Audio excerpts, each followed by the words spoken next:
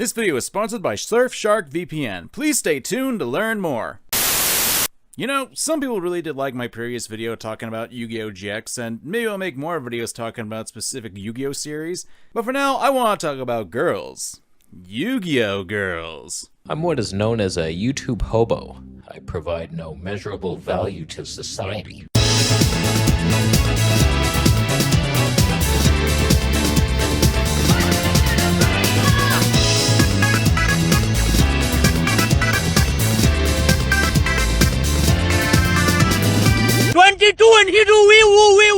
Blow it out your ass. Look, I grew up with Yu-Gi-Oh! And one of the things that I really wish that Yu-Gi-Oh! Would have done was at least have a female lead protagonist. Yes, I am aware that the series is a shonen one. But it's not like there haven't been shonen series that have female lead protagonists, or kick-ass women at that point. But alas, unless I'm somehow able to get a ton of scratching by the Yu-Gi-Oh! Franchise, that probably ain't gonna happen anytime soon. So let's talk about the girls of Yu-Gi-Oh! If you know me or my channel, you'll more than likely know that this video is going to be a bit on the negative side. And that's because, for the most part, I think Yu-Gi-Oh! For all its charm, has issues with all its female characters, some more than others. I want to cover each generation in its own video, so we'll start with the original Yu-Gi-Oh! Yu-Gi-Oh! Duel Monsters. But before that... Before we start talking about cute anime girls, let's take a few moments to talk about Surfshark VPN. In our world of internet backlash and danger beyond the keyboard, it's a necessity that you take care of yourselves. Whether you're surfing the net to buy those Yu-Gi-Oh! Cards you need for your deck, or those anime figures that make your mom raise her eyebrow, that's when Surfshark VPN comes into play. That's right, Surfshark VPN. A VPN service that hide all your precious internet info from the prying eyes of unwanted guests and allow you to access region-locked content. Is your paranoia actually true that our government overlords are watching you while you enjoy your favorite anime? Don't worry! Just activate your trap cards in Surfshark VPN and you'll be able to tell those nasty FBI agents, "Get out!" You want to watch a show on Netflix, but because of the pesky region lock, they tell you, "Screw you guys, no anime girls for you, otakus!" Well, Surfshark VPN is about to make it easier to deal than learning how to summon the winged dragon of Ra. Simply change your virtual location to where the show is available and you can watch it. And by clicking the link below and entering the promo code MANGA, you get 83% off and 4 months for free thanks to the Black Friday deals. And if you're not satisfied, Surfshark offers a 30-day money-back guarantee, so there's no risk to try it out. So what are you waiting for? Go and click the link in the description. And with that, let's get back to the video. So before we actually begin, this will be a series of videos where I talk about my issues that I have with the anime series Yu-Gi-Oh! And their female leads. And to make things clear, since there are a number of Yu-Gi-Oh! Girls and how that implies I'm talking about main leads, so they have to be part of the main cast, they have to be in more than one episode, and they have to have a part in the main story. Also, spoilers for all of Yu-Gi-Oh! Now that we've gotten that out of the way, let's begin!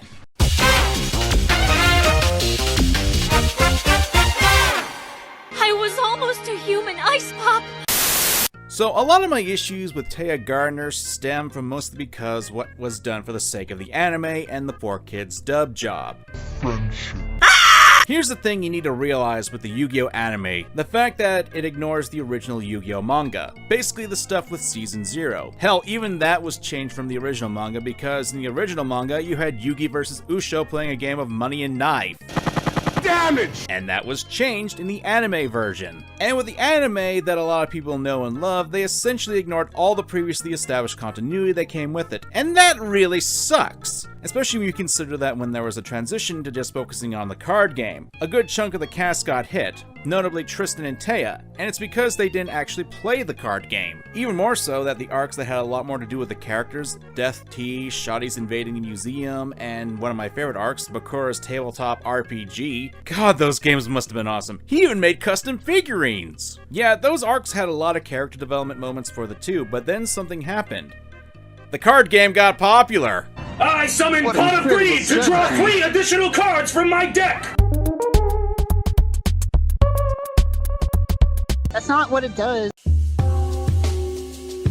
Hey, Vsauce, Michael here. And this was both a good thing and a bad thing for the Yu-Gi-Oh's creator, Takahashi. Good in the case that the man has enough money to the point where he doesn't have to work anymore and make any more manga, and bad because this drastically shifted the original idea of said manga. For those who aren't really in the know, the original concept of Yu-Gi-Oh! Was that each arc would feature a different game, or would use the games as a means to solve the conflict. Like taking coins from a sneaker that has a live scorpion in it, having people be lit on fire in a maze, and blowing up a high schooler with explosive chemicals in a deadly game of ice hockey. God, Yu-Gi-Oh! Was fucked up at times! Oh yeah, that's the stuff! When even the Japanese are making changes to their materials, you know there's some messed up shit going on. Still not as bad as JoJo, though.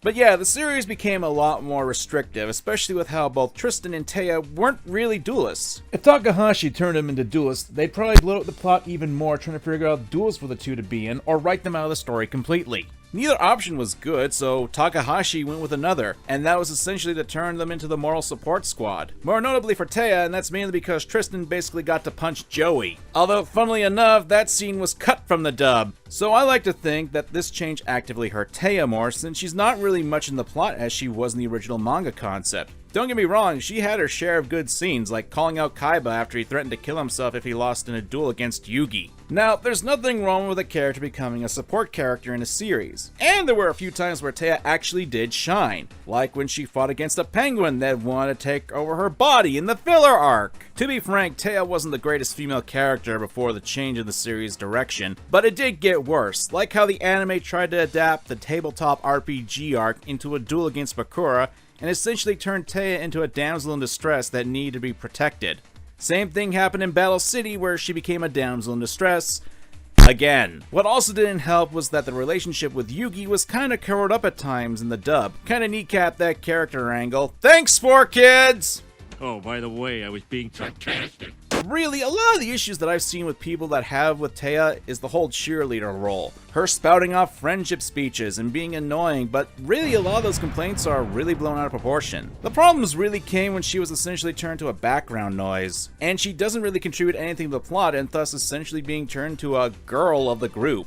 Like I said, she has her moments, but they really are few and far between, and most of the time, Taya was pretty boring, which makes it all the more infuriating that she apparently has the best dueling track record of all female duelists. Sure, it was only 2 on-screen duels, but I feel that if your only wins are 1, due to the fact that someone was whipping your tail and you only won because they surrendered, and 2, you essentially breaking the rules of the game using a card from another person's deck who wasn't even in said duel, I don't think those should really count. This one was invented by a writer. And there were still moments I found her to be completely stupid. In the original manga, when there's a bomb threat that isn't just a bunch of bright lights flipping people off, she willingly puts herself in danger. A deadly situation just to meet some random guy whose voice she liked so much? Jesus Christ! I'm glad she canonically moved to America at the end of the latest movie. Ugh.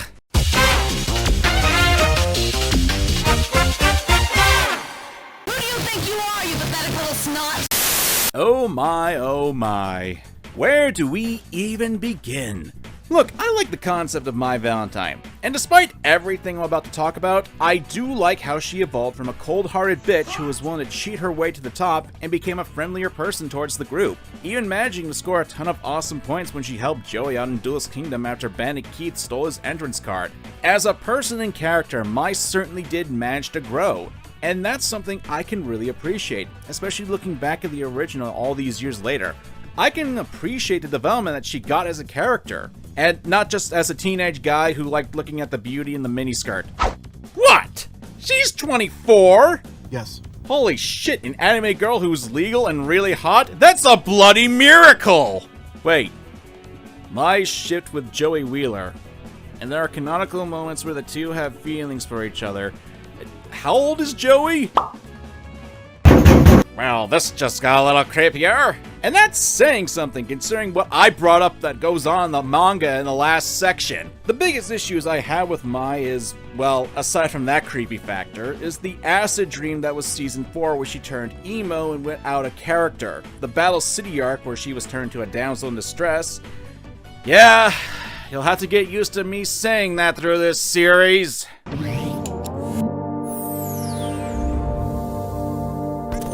Everything is sexist, everything is racist, everything is homophobic, and you have to point it all out. No! Anyway, one of the bigger issues is that most of the time, Mai's duels were usually with her losing. Like, we're told she's a good duelist, and we can see that she is, but she never really in an on-screen duel where she won, save for a filler duelist. We're told and shown that she can win, but we never actually see the duels that she does.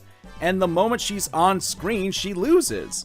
And as one of the few female duelists in the original series, that's kinda sad. Even more so when she lost to Merrick, which, fun fact, in the anime, it was changed to make her be a lot more confident against the psychopath.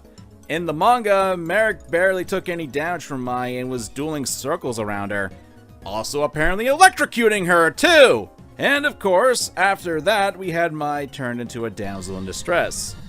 Ugh! Bugs! Yappe. And after Battle City, well, that was it for her. She never showed up again in the manga, at least not until Yuki Judai brought her up in the GX manga in the background. And in all honesty, that probably would have been the best for her because when the filler arc for the Orichalcos came into play, like I said, she became evil! Mai had a great arc in seasons 2 and 3 when she learns to overcome the loneliness that she had faced most of her life and allowed her to open up to people. And then it's all thrown away in season 4. But hey, she was in black leather, so I guess that's a plus! And as you can imagine, Mai still couldn't win a duel with the ancient power. Joey had to faint for her to win. I do not consider that a win! Then again, I guess you could say the same thing about Joey versus Merrick. And yeah, I still agree with that! And frankly, this is kinda dumb, especially since after the Waking Dragons arc, she was just gone. Like, there were cameos, but no lines of dialogue. Mai never got to apologize, never got to atone, and she never spoke to her supposed friends. What the fuck is this shit? Am I going insane here? Mai went from having a very good, well-paced development to being turned into a damsel and then turned evil and then forgotten about. What the hell happened here?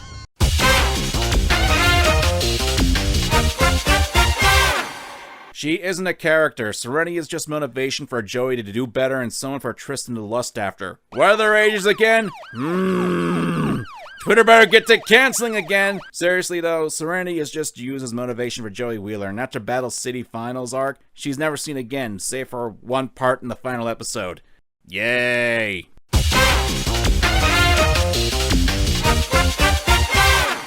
How could my millennium necklace have been wrong?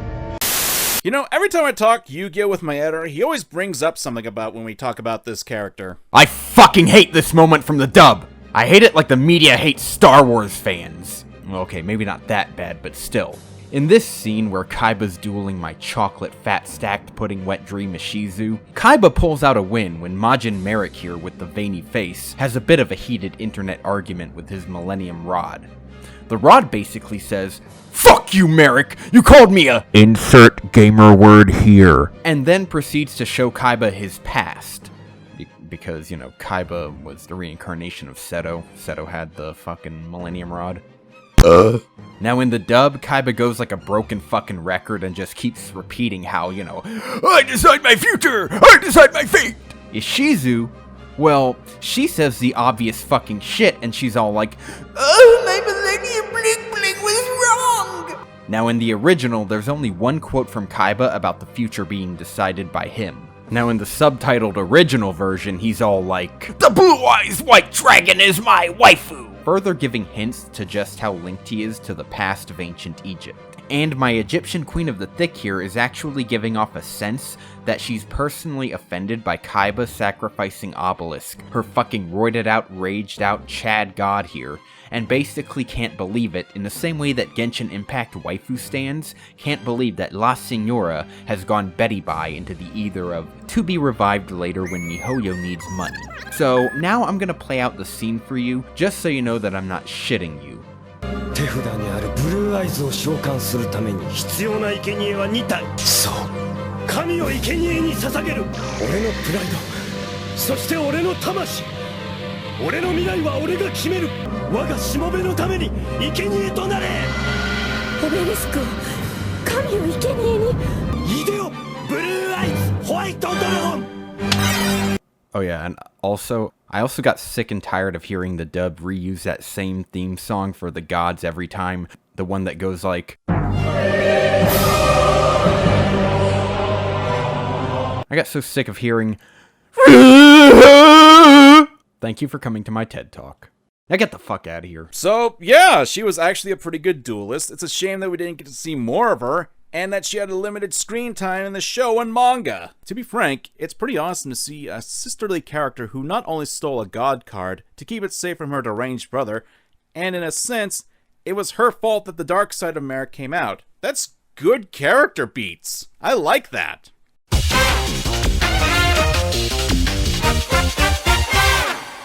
got them. I'm conflicted with this one. On one end, I was really annoyed with Rebecca Hawkins as a character. It's a little girl who's got a hardcore crush on Yugi. And on the other end, she happens to be a semi-competent duelist. Throwing the fact that she doesn't have a lot of screen time, it's hard for me to really hate the character. Especially when you consider most of her development came from the filler arcs. She's also a smart little girl, and I can always appreciate that archetype. Dude, you really gotta find a better way to end off these segments. Look, I know I don't have a lot to say about these last few girls, but that's the thing. There's not a lot to say about them from my point of view, since they don't have a lot of screen time or don't really add much to the plot. Except Ishizu, she was a major part in the Battle City arc and was probably one of the reasons why Battle City was even a thing. I think if there's one thing that I can say about the girls of Yu-Gi-Oh! Duel Monsters, it's that there's wasted potential. While I can understand the complications with Taya when the shift in direction for the series took place, there really shouldn't be the same with the other characters since they were only introduced into the series after the change or became relevant after that. And I know that the easy reason is to say that it's a shonen series, but that really isn't all that simple. Like I said, a lot of these female characters, not just in Duel Monsters but in other series, have sections of writing that are just as good as the male characters in Yu-Gi-Oh! Hell, I can even say that Serenity, whom I consider completely useless, had her moment to shine. The problem is that this just doesn't continue after their time in the spotlight ends, and I think one of the biggest issues is that after these female characters have their moments or arcs, the creators just don't know what to do with them. I think that's what happened to Mai. I'm sure there's an official statement out there or something, but when she had her heel turn in season 4 of the anime, it ignored her character development in earlier chapters, and after that, Mai just disappeared. This is something that we'll see when we get back to the series where I discuss more of the Yu-Gi-Oh! Female characters. But trust me when I say that, funnily enough, the Duel Monster girls actually got off pretty easily comparison to the future girls of the series. Ugh. And if you want to see those issues, let me know in the comments down below. Be sure to like, subscribe, hit that bell, and be sure to leave a comment. It helps out. Anyway, thanks for watching, guys. Remember to examine your fandom, and I'm MangaKamen. Bye-bye! And before I go, guys, don't forget to check out Surfshark and check the link below, and use my promo code to get 83% off. Thanks again, guys!